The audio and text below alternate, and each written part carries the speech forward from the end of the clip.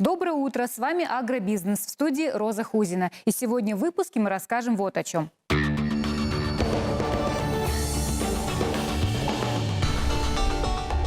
Сельхозпроизводители Башкирии презентовали свою продукцию на выставке по случаю празднования Дня работников сельского хозяйства. Ради Хабиров обещал поддержать местных производителей. Башкирский мед, грибы, сыры, напитки. Как предприниматели работают сегодня над брендированием выпускаемой продукции.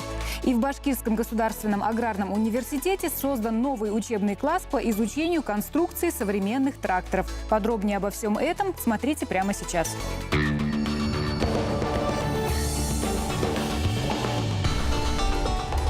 В Башкирском государственном аграрном университете создан новый учебный класс для изучения конструкции энергонасыщенных современных тракторов.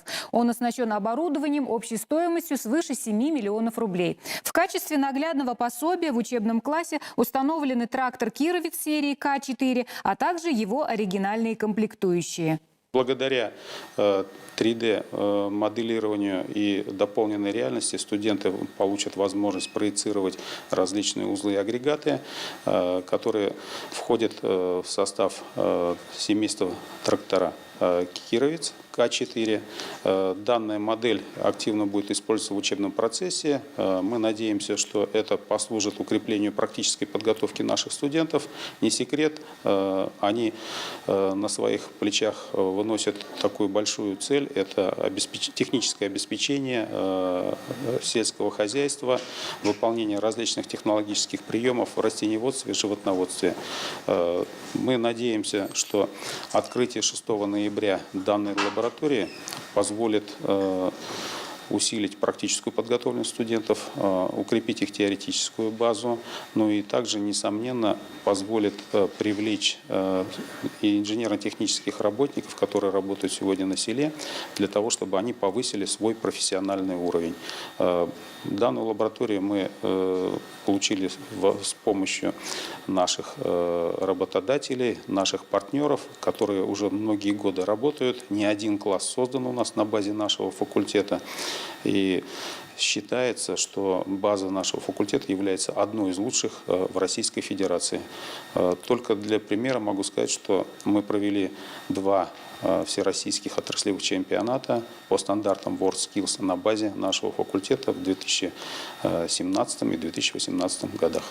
На неделе в Уфе чествовали лучших работников сельского хозяйства и перерабатывающей промышленности. Были проведены торжественные мероприятия, посвященные этому профессиональному празднику. Подводились итоги, отмечали и награждали передовиков производства. Глава региона Ради Хабиров в своем обращении к аграриям поблагодарил их за нелегкий труд, профессионализм и любовь к родной земле.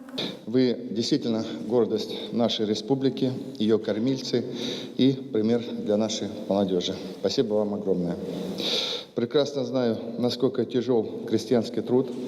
Всегда с восхищением говорю, какие замечательные люди у нас живут и работают на селе. Я уверен, что с вами мы решим любые задачи. Мы обязательно соберем 4 миллиона тонн зерна, как договаривались к 2024 году. Будем его массово экспортировать и, самое главное, научимся его глубоко перерабатывать. Своими планами по дальнейшему развитию агрокомплекса региона, а также по поддержке местных товаропроизводителей, Ради Хабиров поделился и с предпринимателями, которые презентовали свою продукцию в фойе ГКЗ «Башкортостан», где проходило торжественное мероприятие. Только что прошла делегация во главе с Ради Фаритовичем. Я пригласил к нам на производство, показал новый сыр Азиагу Присато и показал сыр 3,5 года. Он был удивлен, обещал приехать к нам на производство. Ради Фаритовича интересовали, скажем так, наши успехи. Он с нашей продукцией как бы уже давно знаком. Отметил увеличение ассортимента. Мы, в свою очередь, отметили, что имеются определенные трудности при взаимодействии с федеральными торговыми сетями. И, в общем-то, Ради Фаритович сказал, что в целом, вся эта работа с федеральными торговыми сетями находится у него на контроле. Хочу отметить, производители нашего региона в последнее время начали уделять пристальное внимание не только качеству выпускаемой продукции, но и упаковке, работе над брендом. Как говорится, сначала сделаем себе имя, а потом уже имя будет работать на тебя. Излюбленный знакомый продукт будет востребован у потребителя все больше. Как, например, вот эта продукция «Грибы» из Бураевского района. Грибоводством занимаемся с 2010 года. В 2018 году создали кооператив «Грибы Башкирии». И членами кооператива выращиваем грибы. И занимаемся переработкой грибов. Фасуем свежие по 300 грамм и делаем паштеты, маринованные грибы. Мы являемся ярким примером того, что предприятие Башпотребсоюза является благодатной почвой для развития любого сельхозкооператива. Значит, высокие компетенции работников, имеющаяся сеть, которая помогает реализовать продукцию. Ну и столетние традиции у нас. Райпо, Башсоюз – это вечность, которая советского наследия работает вместе с нами. 1,5 года назад у нас образовался сельхозкооператив Кармускалинский. В этом году следом образовались еще 2 сельхозкооператива. У нас около 40 пайщиков.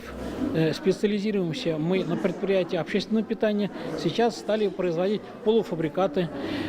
На днях на деньги дохода генерирующего проекта, на деньги гранта поступил фасовочный автомат. Теперь у нас будут производиться замороженные в шоковой камере вторые блюда, упакованные скин, упакованные в вакууме, упакованные в газовой среде, то, что практически не имеет аналогов в нашей республике. Ну а сейчас по традиции краткий блок новостей. Продукты с истекшим сроком годности обнаружили в ходе рейда члены партии «Справедливая Россия». Активисты проверяли популярные сетевые точки и делали контрольные закупки. В итоге среди просроченной продукции хлеб, мясо, кондитерские изделия и даже продукты, предназначенные для детей. Проект «Просрочки нет» начал работать 3 месяца назад в Стерлитамаке. Уже потом были проверены торговые точки Кумертау и Белорецк. Теперь очередь Уфы. Как отмечает инициатор проекта, просроченная продукция была изъята полицией. А через какое-то время активисты намерены вновь прийти в эти же магазины с проверкой. А в селе Акьяр школьникам Хайбулинского района рассказали о кухнях мира. В одном из образовательных учреждений прошла этносуббота. На ней дети смогли узнать секреты кулинарных традиций народов Республики Башкортостан, а также попробовать национальные блюда. Кроме этого, были организованы народные игры, мастер-классы по игре на национальных инструментах, изготовление украшений, предметов быта и одежды. Таким образом, в муниципалитете проводят тематические субботы для школьников.